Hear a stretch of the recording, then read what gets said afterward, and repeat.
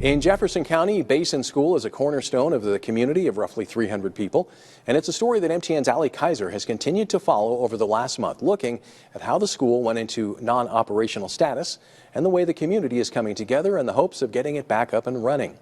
Tonight, she has the latest on whether or not the school will welcome students this year.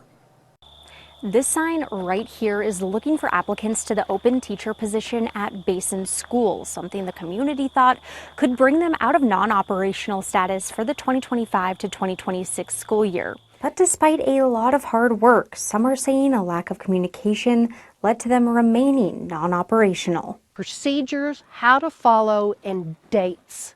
If that had been communicated better, I do believe a lot of this could have been averted.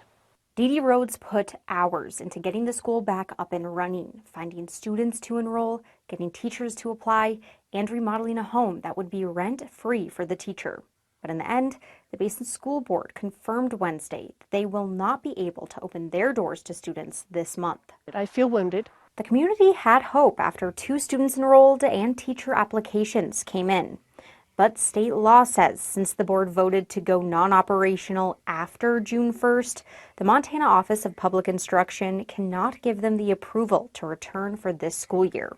I am beyond frustrated and angry. Sarah Iyer is the Jefferson County Superintendent of Schools. Both she and Basin School Board member Scott Brock said they were not aware of this deadline.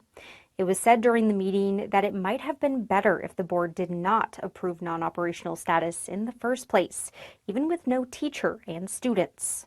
We would have said we're running a school, submitted a budget on August 15th, had no school, and OPI would have withheld our funds. She says she had discussions with the Office of Public Instruction staff, and she claims at least one of them said there was a possibility of moving that deadline.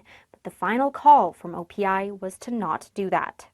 For them to do this, I can't. I just can't. I reached out to the Office of Public Instruction and they responded with this statement you see on your screen. They say that they have worked to provide Basin School with the correct information and give proper guidance, but they are also obligated to follow the procedures outlined in state law. Even though the 130-year-old school will have no students for the first time, the community is not done trying. The school is going to open up next year. This community is going to make sure it happens. Now the school will need to apply to go back into operational status by June 1st of 2026 to reopen for the next school year. In Basin, I'm Ali Kaiser, MTN News.